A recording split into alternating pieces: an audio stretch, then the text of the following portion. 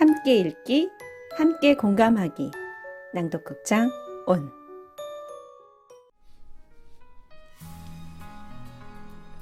낭독극장 온 시작합니다. 오스카 와일드의 행복한 왕자.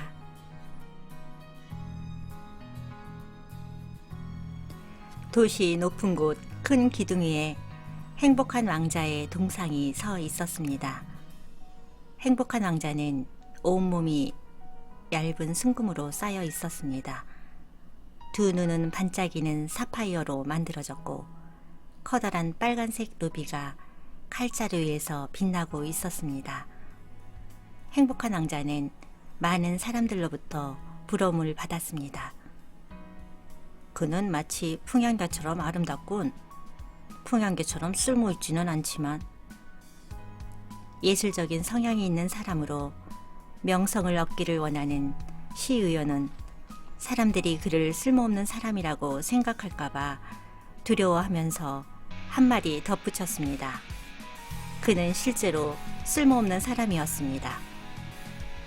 어떤 어머니는 떼쓰는 아이를 달래려고 저기 행복한 왕자님을 보렴. 행복한 왕자님은 절대로 울면서 떼쓰지 않는단다 하고 말했습니다. 이 세상에 저토록 행복한 사람이 있다는 건 기쁜 일이야. 희련한 젊은이는 행복한 왕자를 바라보며 중얼거렸습니다. 저 동상은 마치 천사처럼 생겼어요. 동상을 바라보며 어린이들이 말했습니다. 그걸 어떻게 하니? 너희들은 천사를 한 번도 본 적이 없잖아. 수학 선생님이 말했습니다. 본 적 있어요. 꿈속에서요. 아이들이 대답했습니다. 그러자 수학 선생님은 증명할 수 없는 이야기를 하는 아이들을 보며 얼굴을 찡그렸습니다.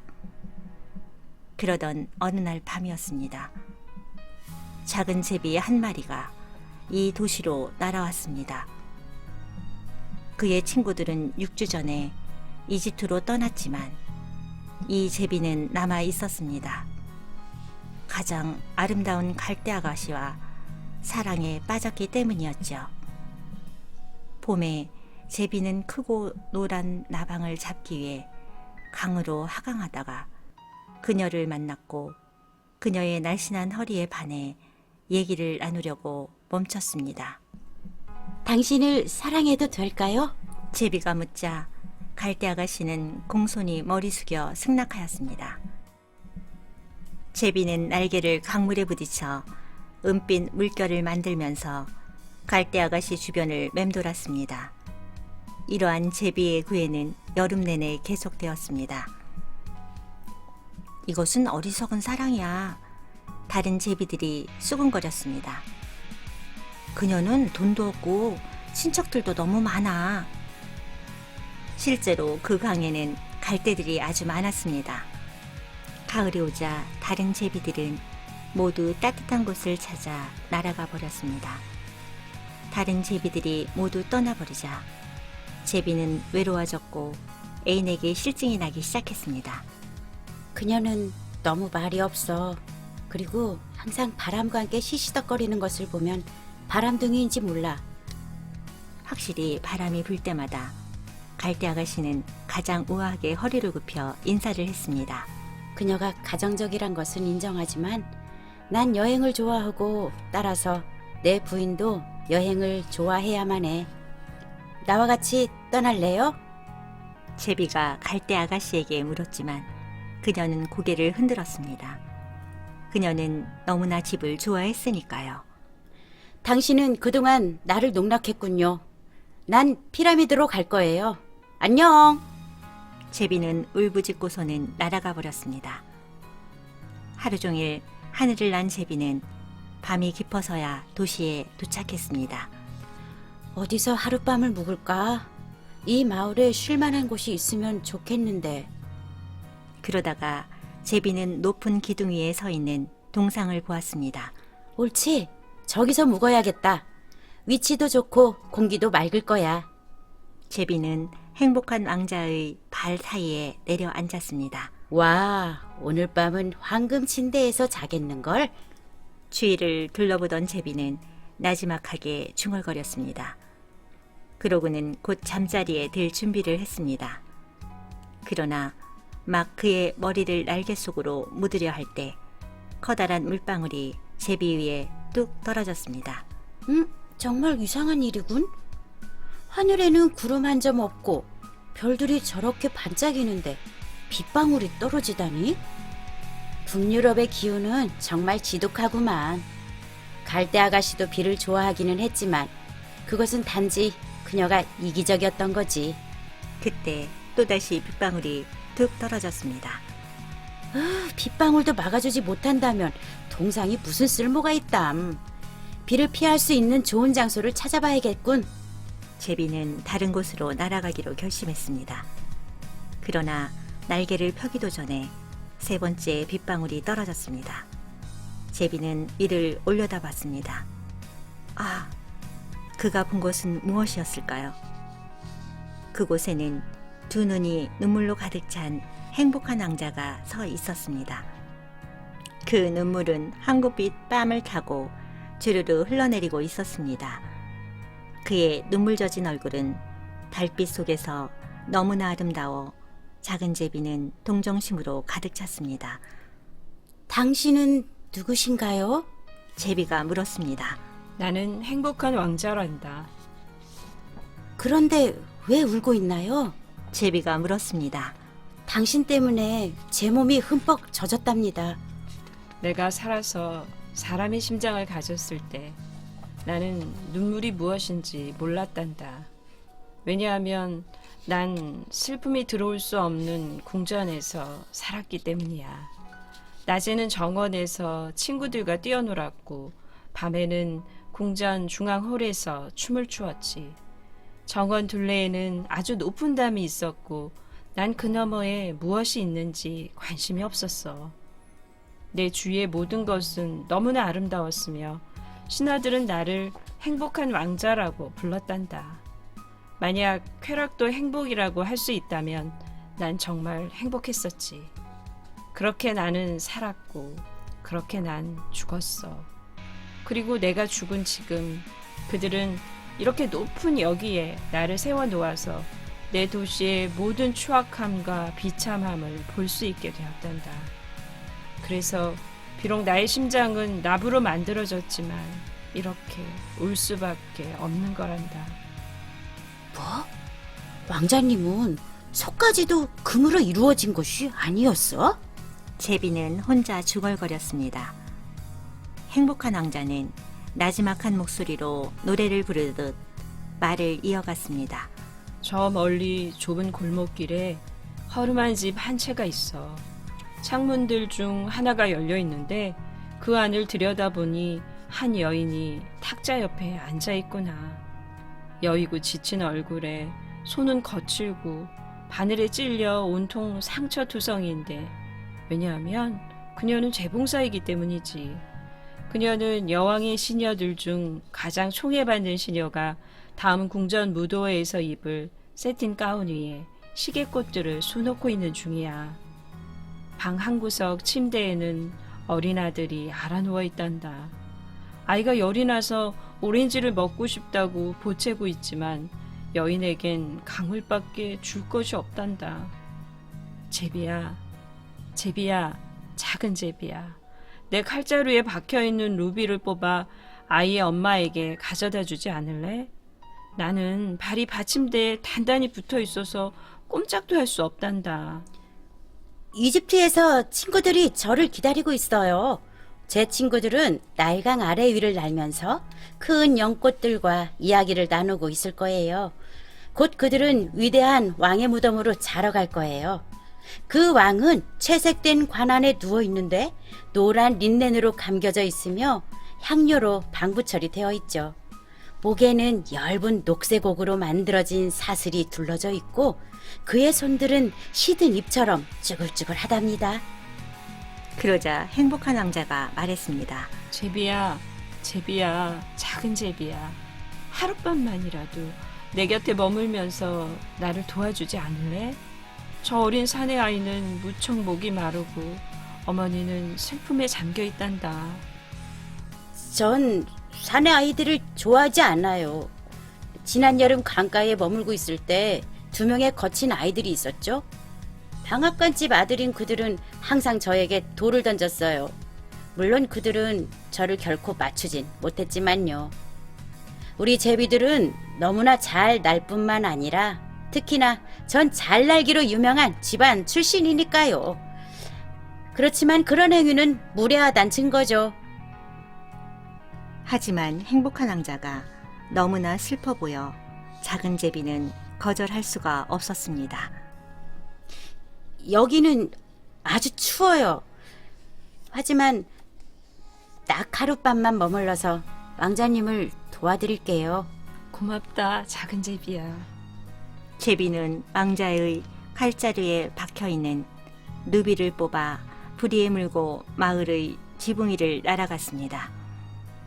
제비는 흰 대리석 천사들이 조각된 성당의 탑을 지나갔습니다.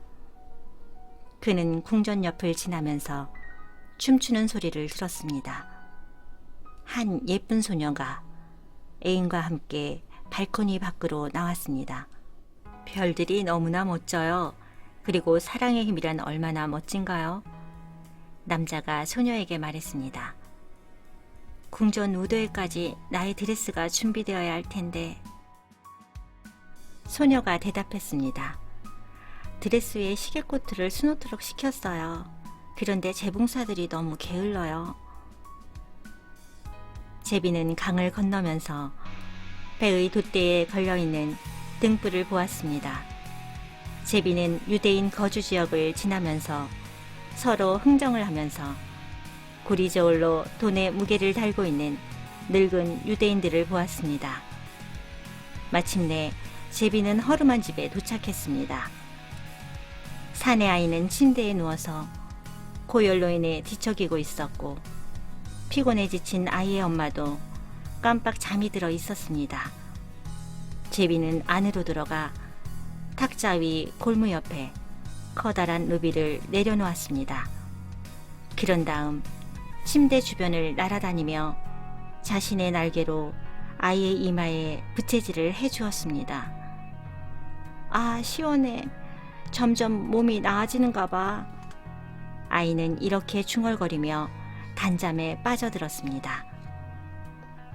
제비는 행복한 왕자에게 돌아와서 자신이 한 일을 들려주었습니다. 그리고 이렇게 말했습니다.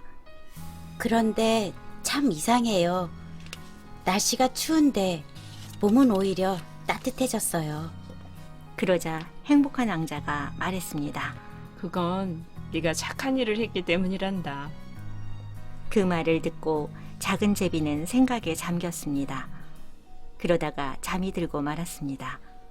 생각하는 것은 항상 그를 졸리게 만들었습니다. 날이 밝자 제비는 강으로 날아가 목욕을 했습니다. 참으로 희한한 일이군. 제비가 다리 위를 지나갈 때 조류학 교수가 외쳤습니다. 겨울에 제비가 있다니? 조류학자는 지역신문에 이것에 대하여 장문의 글을 썼습니다.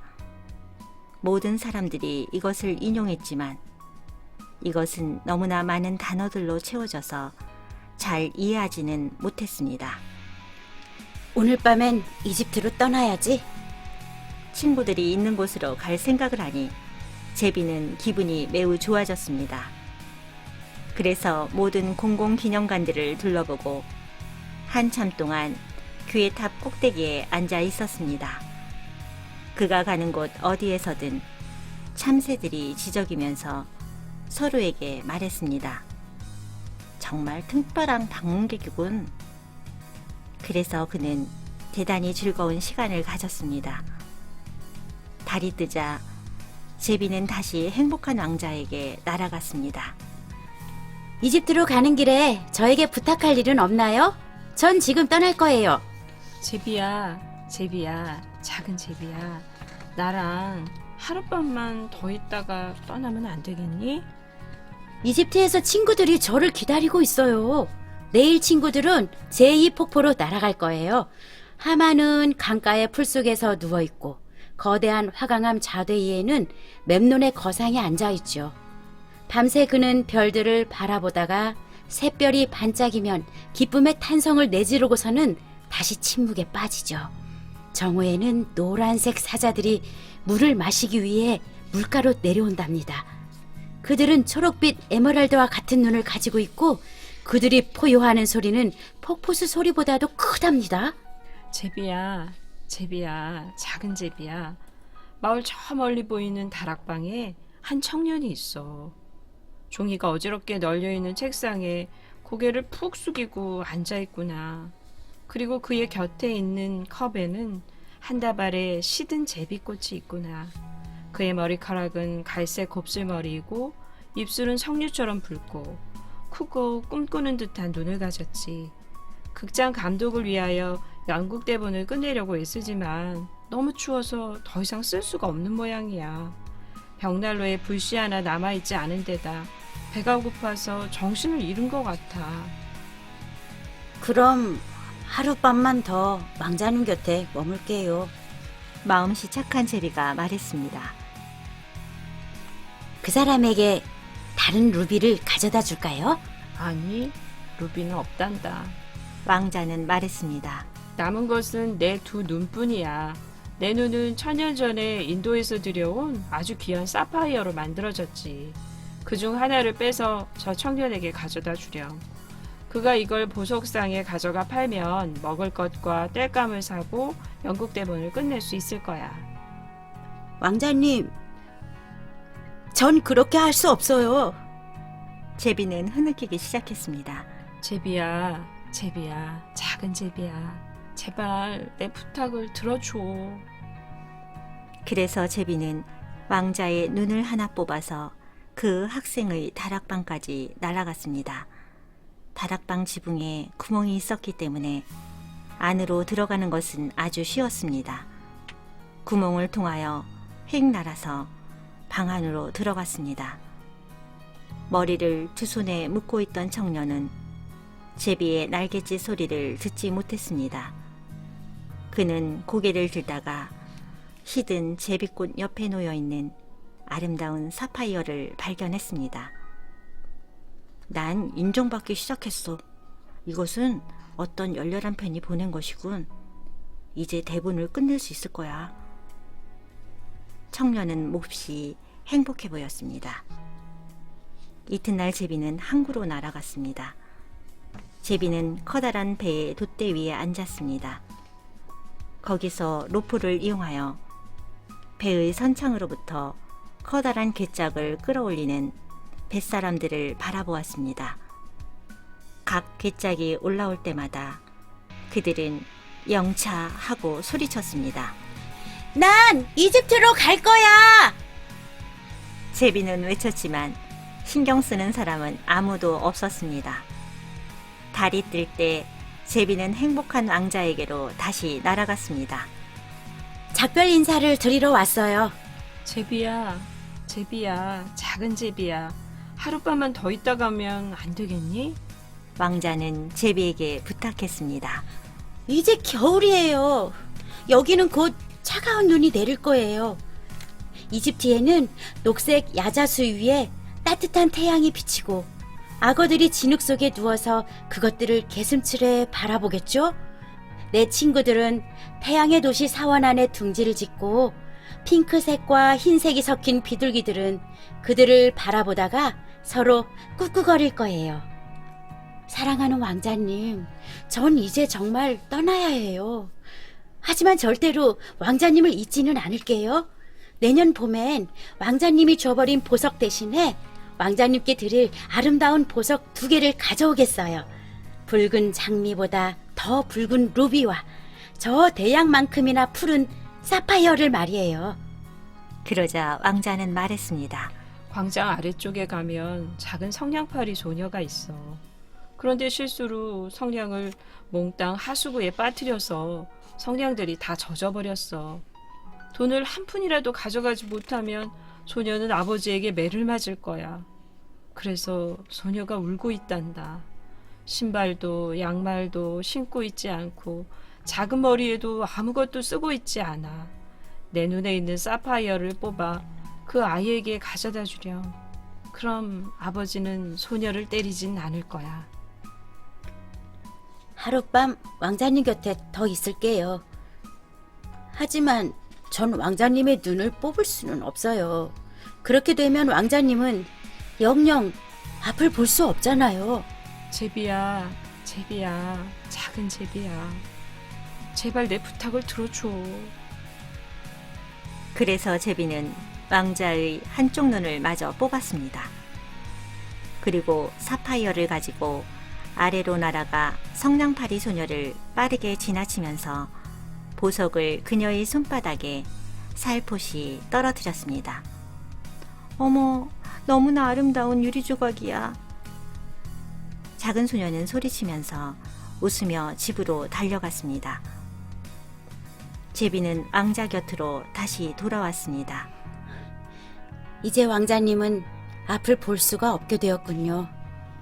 그러니 제가 항상 왕자님 곁에 있을게요. 안 돼, 작은 제비야. 넌 이집트로 가야 해. 전 언제나 왕자님 곁에 있겠어요. 제비는 왕자의 발치에서 잠이 들었습니다. 그 다음 날 하루 종일 제비는 왕자의 어깨에 앉아 자기가 본 여러 구장의 신기한 이야기들 왕자에게 들려주었습니다.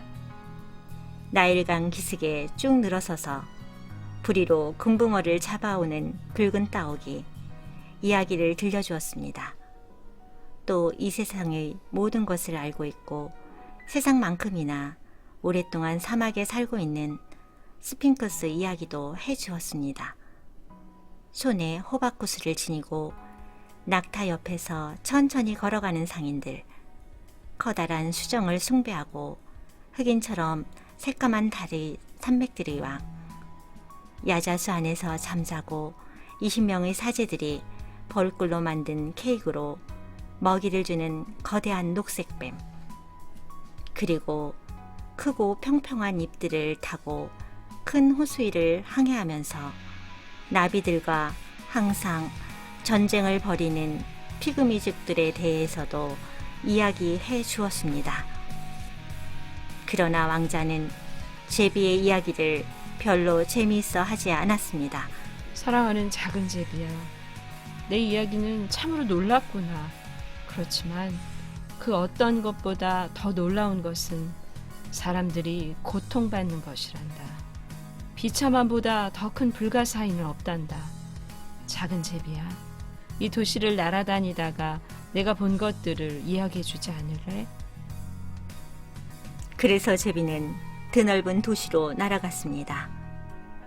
아름다운 집에서 흥겹게 살고 있는 부자들도 보았으며 그 집 대문에 앉아있는 거지들도 보았습니다.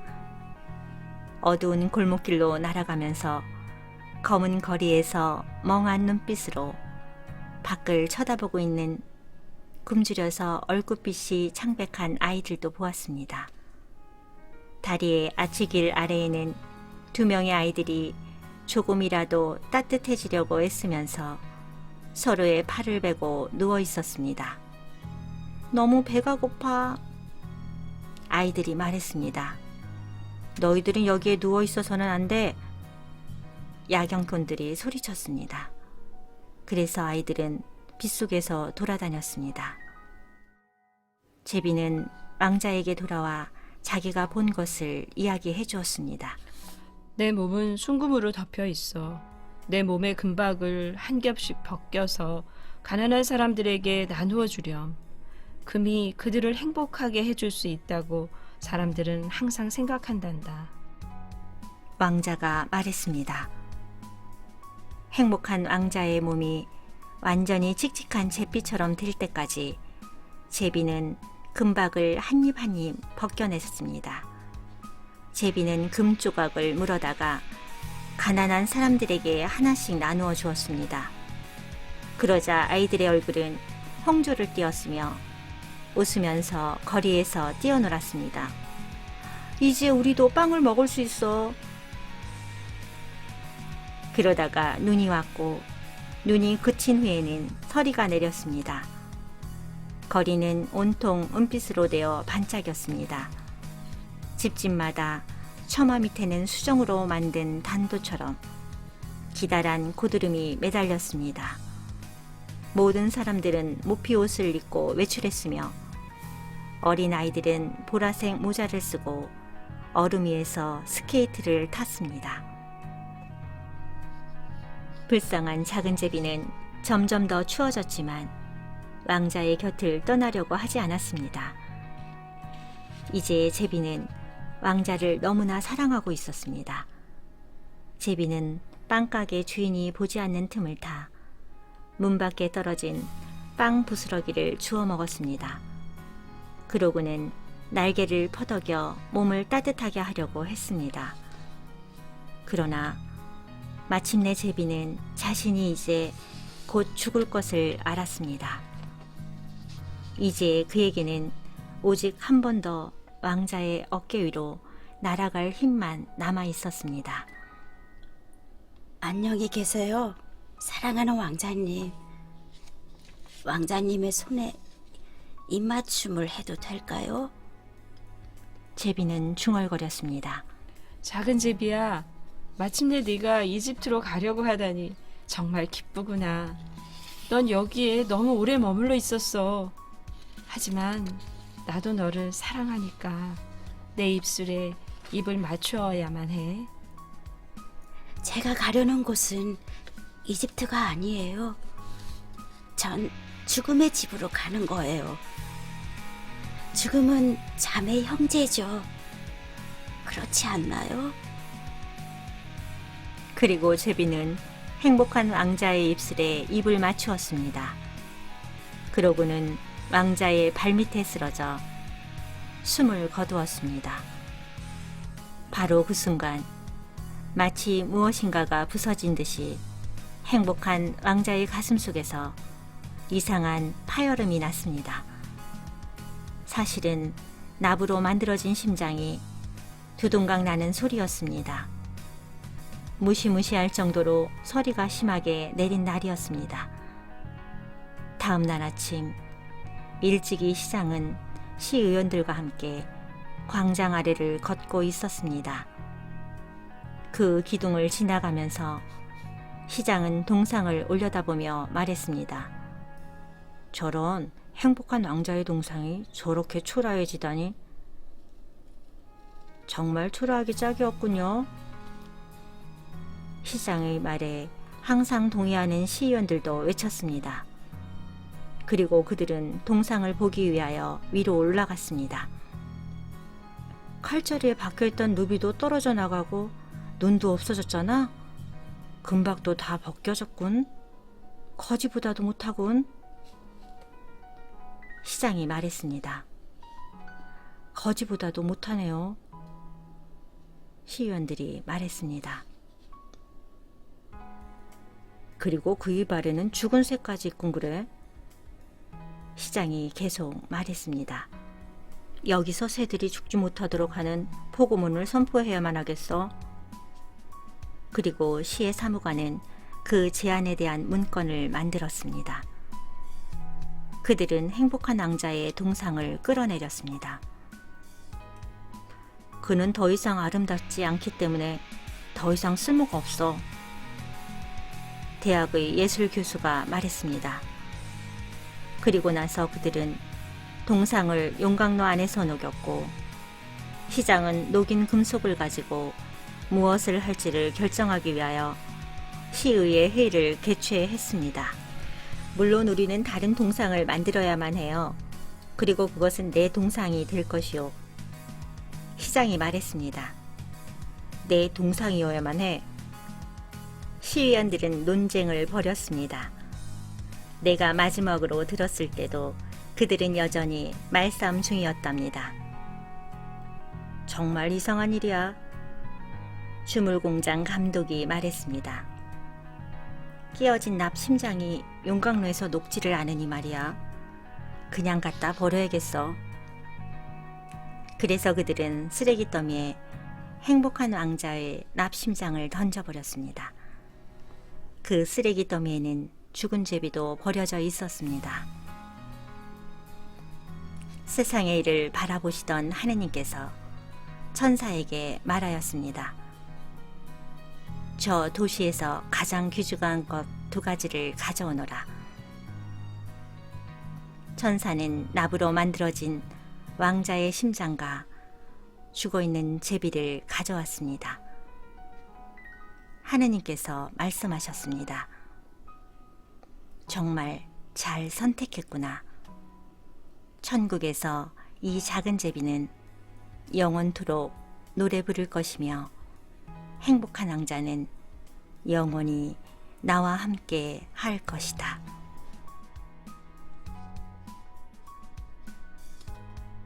출연 제비 미설, 왕자 소영, 나레이션 일자. 감사합니다.